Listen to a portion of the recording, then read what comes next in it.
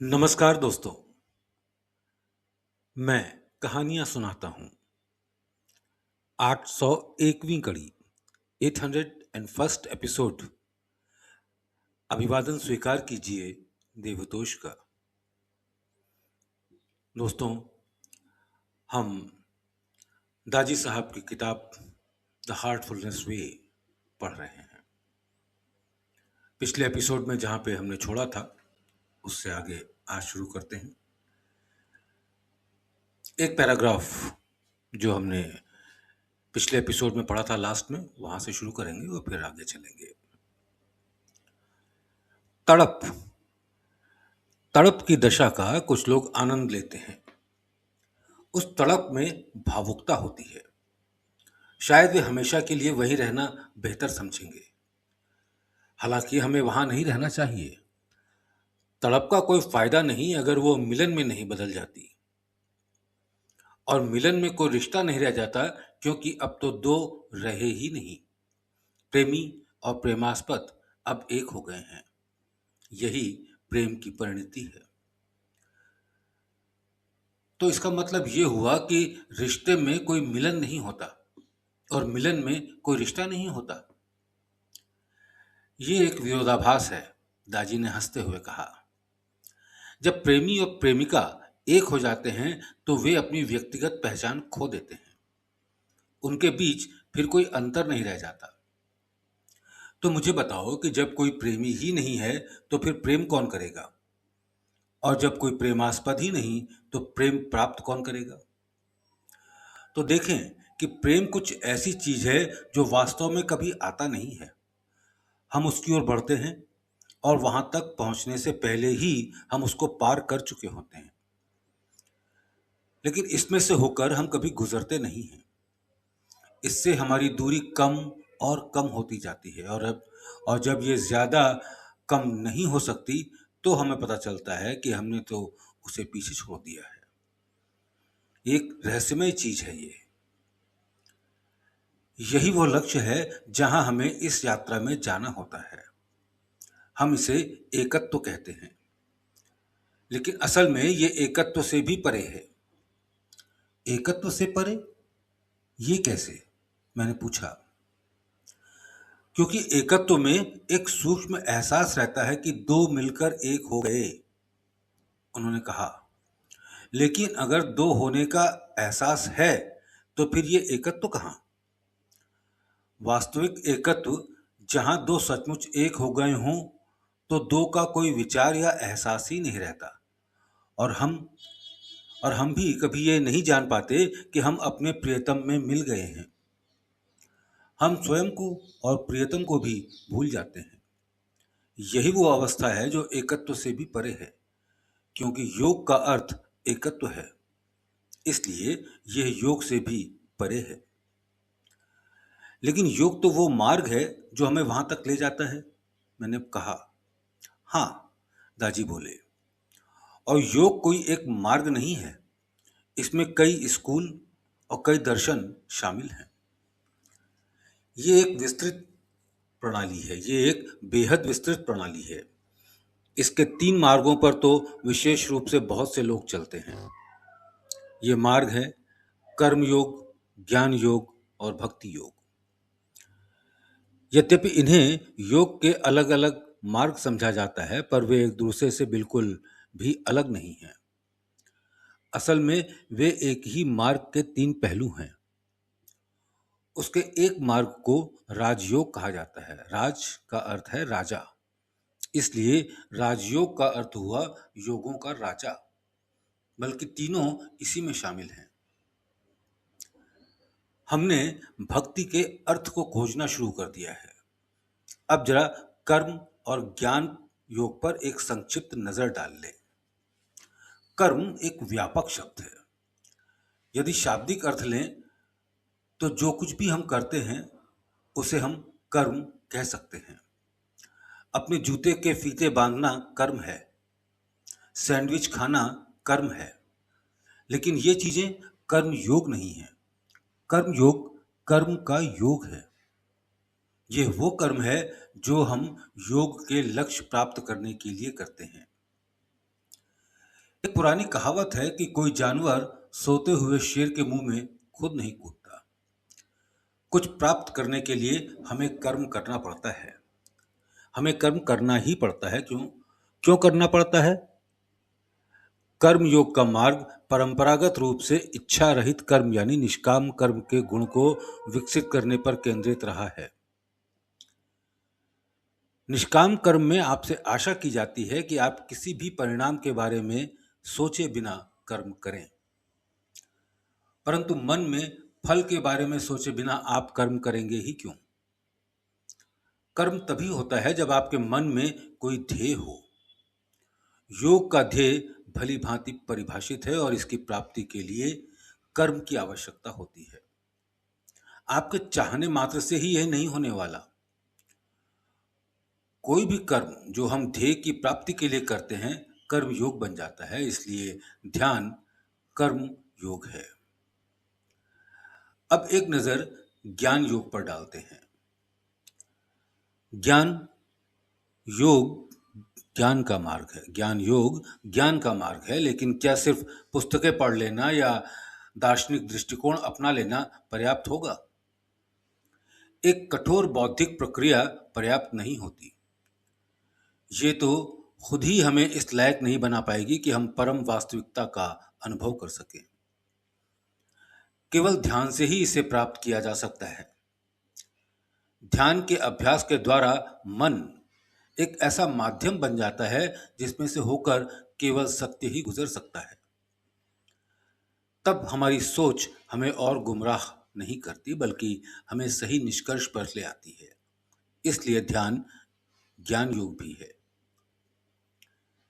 ध्यान के माध्यम से हम उन सभी लोगों के ज्ञान को बेहतर ढंग से समझ पाते हैं जो हमसे पहले इस मार्ग पर चल चुके हैं।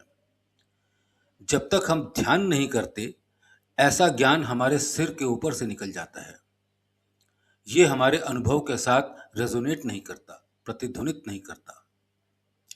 इसलिए हम उसे किसी से जोड़कर नहीं देख पाते। प्रायः ऐसा होता है कि ध्यान करने वाले नए अभ्यासी आध्यात्मिक पुस्तकें पढ़ते हों, लेकिन अधिकतर बातें उनकी समझ में नहीं आती हों।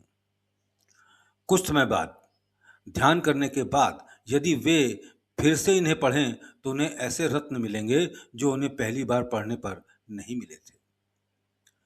कुछ पुस्तकों में, जैसे बाबूजी की पुस्तकों में, इतनी गहराई है कि आप उन्हें कितनी ही बार पढ़ लें, आपको हमेशा उनमें कुछ नया मिल ही जाएगा। 4 दशकों के बाद भी उनके लेख मेरे सामने नई नई चीजें प्रकट करते हैं।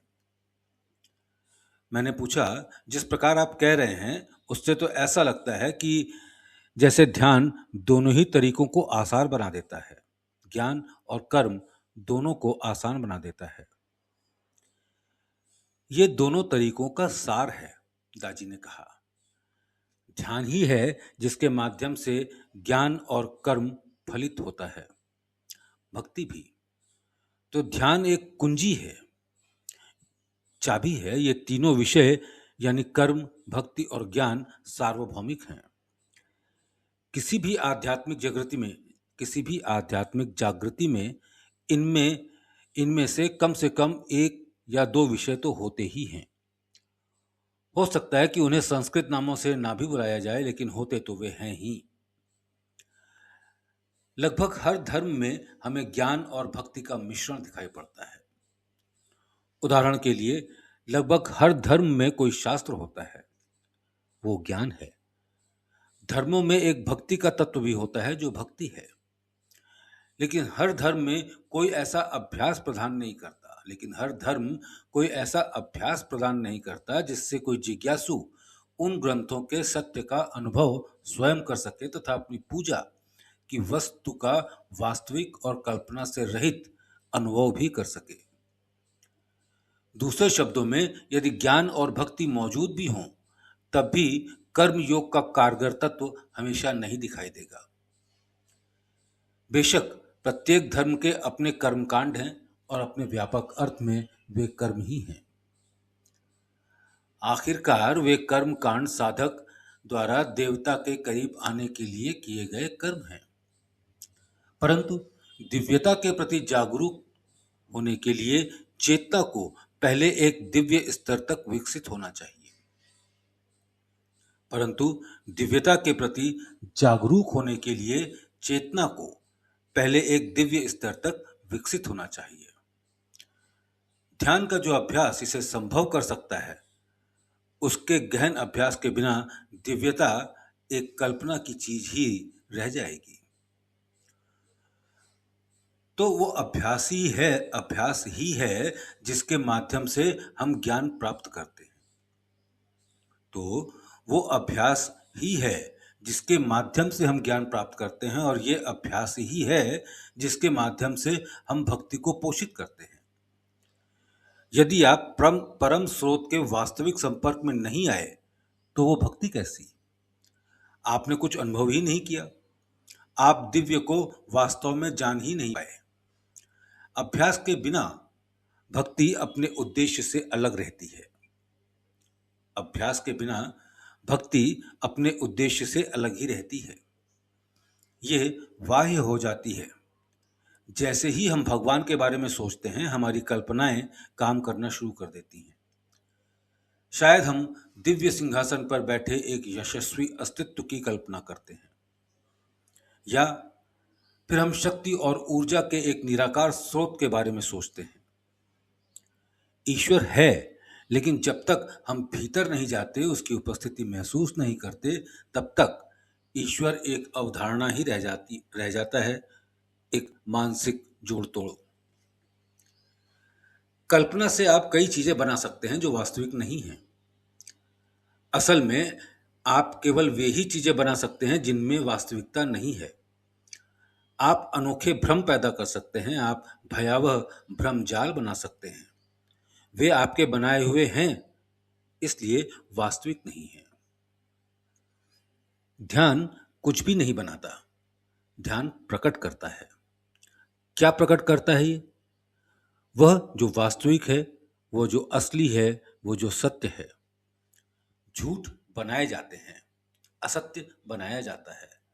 वास्तविकता को कभी बनाया नहीं जा सकता। ये जैसी है वैसी ही है। ध्यान स्वयं ही भक्ति है। अपने विभिन्न रूपों में भक्ति शब्द पूजा का पर्याय बन गया है। कुछ लोगों के लिए ये ईश्वर को कुछ अर्पण करना है, दूसरों के लिए ये भक्ति गीत हो सकती है। ये प्रेम की बाह्य अभिव्यक्तियां हैं, परंतु जब ये बाह्य अभिव्यक्तियां आंतरिक एहसास से रहित होती हैं तो पूजा यांत्रिक हो जाती है। तब यह केवल एक रस्म रह जाती है, केवल रूप, लेकिन सार कुछ भी नहीं। ये एक छिलके या निर्जीव शरीर की तरह है, और जब भीतरी एहसास, भक्ति की वह मनोदशा सचमुच विद्यमान हो, तो क्या फिर किसी बाहरी दिखावे की जरूरत रह जाएगी? यही कारण है कि ध्यान एक मौन गतिविधि है। ये पूजा तो है, लेकिन एक आंतरिक पूजा। गहरे ध्यान में पूजा एक कर्म नहीं रह जाती है, बल्कि अस्तित्व की वह अवस्था, हृदय का एक आंतरिक गुण बन जाती है। और ये केवल तभी संभव है जब पूजा की वस्तु आंतरिक हो। दादी थोड़ा रुके। और हाँ, इसका ये मतलब नहीं कि आप अपनी पूजा करने लग जाएं। हंसते हुए उन्होंने कहा, ये तो केवल एक दंभ होगा, अहंकार होगा। कुछ लोग तो इसे ईश निंदा भी कहेंगे, इसका मतलब बल्कि ये है कि आप अपने हृदय में मौजूद दिव्य उपस्थिति के साथ सदा गहराते हुए संपर्क में आ जाते हैं। दिव्यता हर जगह है।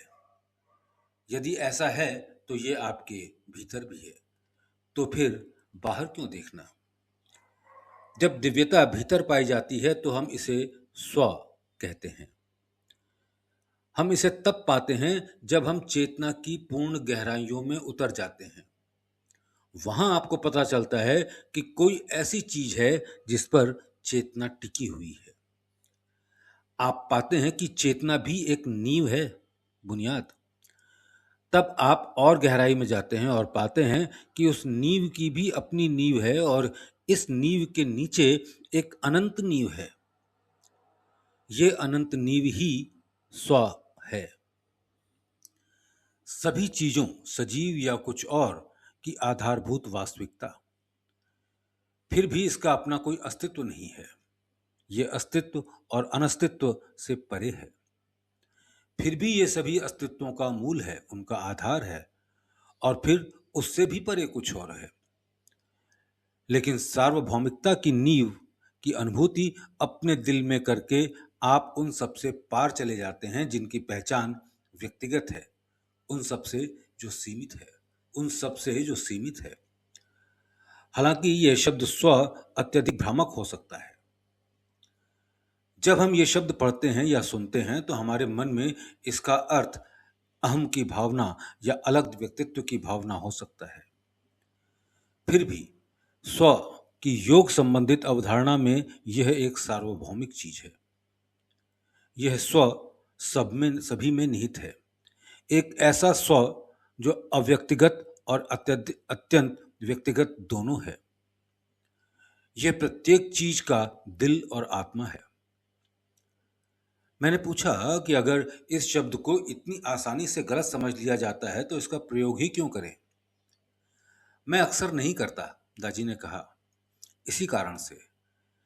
साथ ही साथ ये हमें महत्वपूर्ण चीज भी दिखाता है। यह हमें दिखाता है कि स्वयं से बाहर उस सार्वभौमिक नींव को खोजना असंभव है। इसे खोजने के लिए आपको अंदर जाना ही होगा। अपने अस्तित्व पर नींव जमा कर आपको उस साझा नींव का पता चलता है, समस्त अस्तित्व का एक घटक। इस प्रकार व्यक्तिगत के द्वारा आप सार्वभौमिक की खोज करते हैं। उसके विचार से शुरू करके हम उस तक पहुंच जाते हैं।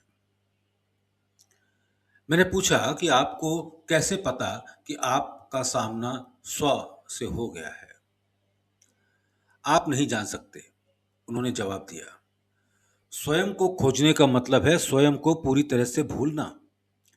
इसे पा लेने की चेतना आप में नहीं हो सकती। यदि आप में चेतना है तो आप असली स्व नहीं ढूंढ पाए। तब तो यह केवल आपका अहंकार है। असली ध्यान तब शुरू होता है जब आपको पता ही नहीं चलता कि आप ध्यान कर रहे हैं, और यह तब शुरू होता है जब आप अनुभव से परे चले जाते हैं। मैंने कहा, लेकिन बजाय केवल इसके बारे में सोचने के या इसमें विश्वास करने के, आप तो इस बारे में बहुत कुछ बता रहे हैं। हमें दिव्यता का अनुभव कैसे करना चाहिए? हाँ, दाजी ने कहा, लेकिन सच तो ये है कि हम दिव्य को कभी अनुभव नहीं करते, बल्कि केवल इसका असर जो हम पे पड़ता है हम उसे अनुभव कर सकते हैं। दिव्य स्व हमारे ऊपर कार्य नहीं करता, लेकिन इसके कारण हमारा परिवर्तन हो जाता है। स्व हमें प्रेरित नहीं करता, लेकिन इसके माध्यम से हम प्रेरित हो जाते हैं। स्व हमें कुछ प्रदान नहीं करता, लेकिन इसके पास देने के लिए कुछ नहीं है, लेकिन इसके कारण हम प्राप्त करते हैं। हमें इन सब से परे जाना चाहिए। कुछ प्राप्त करने के लिए ध्यान करना शिष्टाचार के खिलाफ है। सबसे अच्छा रवैया तो प्रेम और कृतज्ञता वाला रवैया होता है, जो समय के साथ हमारे अंदर के स्रोत के साथ हमारे अधिक गहन होते संपर्क के परिणाम स्वरूप विकसित होता है। मैं फिर से कहूंगा कि यौगिक प्राणाहुति से ये बहुत जल्दी हो जाता है। परिणाम स्वरूप ध्यान पूजा का असली सार बन जाता है। ऐसी पूजा किसी भी दिखावे से रहित होती है। ये शब्दों, रूपों और विचारों से भी रहित होती है। सरल शब्दों में कहें तो ये उस प्रेममय सार में गायब हो जाना है। तब दो एक हो जाते हैं और पूजा का विचार भी चला जाता है। भक्ति अब अपनी उच्चतर सीमा पर होती है, और ये सब ध्यान के अभ्यास से होता है। दोस्तों, इससे आगे हम अगले अंक में पढ़ेंगे। बहुत बहुत धन्यवाद।